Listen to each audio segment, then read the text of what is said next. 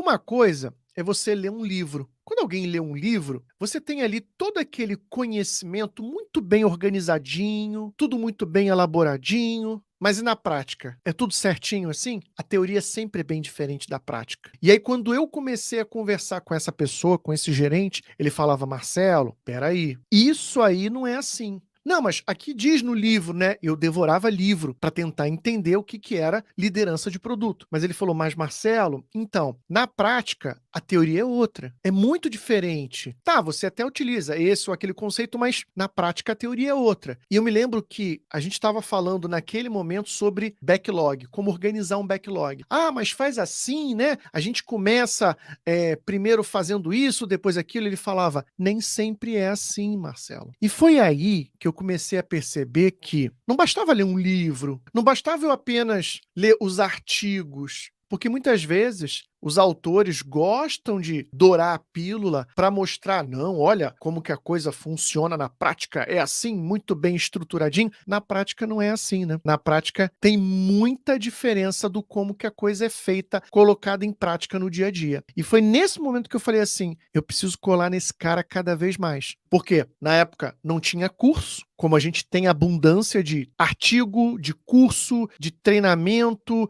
de internet. Não tinha Wikipedia para eu chegar lá e o que é gestão de produto? O que a gente tinha eram pessoas que faziam gestão de produto já há um bom tempo. Claro que isso evoluiu bastante para os nossos tempos atuais, mas a única fonte de conhecimento que a gente tinha eram as pessoas nessas posições. Então o que eu fiz? Falei assim, vou colar nessa pessoa. E mesmo hoje, que a gente tendo livro e qualquer outra fonte, colar nessas pessoas faz toda a diferença. Porque é ali que a pessoa fala, olha, Marcelo, isso acontece, tem politicagem, tem esse problema. Por exemplo, vou dar um exemplo aqui para vocês do que me inculcava muito naquela época. Ah, você tem técnica de priorização. Poxa, é muito simples, né? Você vai lá, você pergunta para a pessoa qual a importância daquilo, ela pontua. Mas e na prática, como é que funciona? Quando alguém tenta dar uma carteirada e diz assim, não, não, vai fazer o que eu quero. E aí, como é que você fala com a outra pessoa que também quer uma coisa diferente daquela outra pessoa na mesma semana? Como é que você lida com isso? Como é que você resolve um problema desse? E aí, conversando com esse gerente, eu fui entendendo como que a coisa funciona.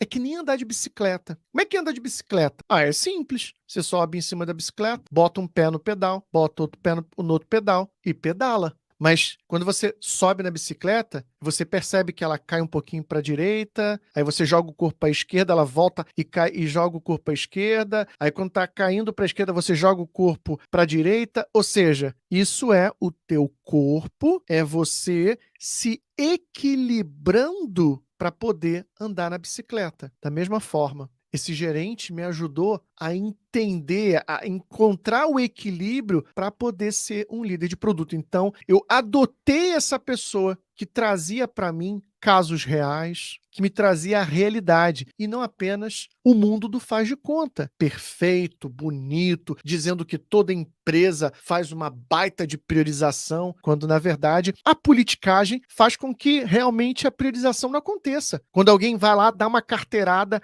crachá mais pesado e diz, tem que fazer isso aqui. É a mesma coisa que a gente dizer que não existe o top-down. Sempre vai existir o top-down. E ó, vou contar um segredo para você. Nem sempre top-down é ruim. Nem sempre top-down é ruim. Calma lá. Nem sempre o top-down é ruim. Então, a primeira coisa que fez toda a diferença para eu chegar e ser um líder de produto, que eu falo casca grossa mesmo, resiliente, entendendo e sendo pragmático, foi adotar uma pessoa para me mentorar, para me ajudar. Isso fez toda a diferença na minha vida. E aí, por que eu falo tanto do casca grossa? Porque em vez de eu ficar reclamando de que a empresa ali não era perfeita, não tinha isso, não tinha aquilo, o casca grossa ele lida com as coisas do jeito que elas são hoje. Ele não fica gastando tempo, e se isso, e se aquilo? Não, ele lida com problemas reais e imediatos e ataca os problemas. Porque não adianta a gente ficar viajando, né, na maionese, no mundo perfeito. Não, mas a empresa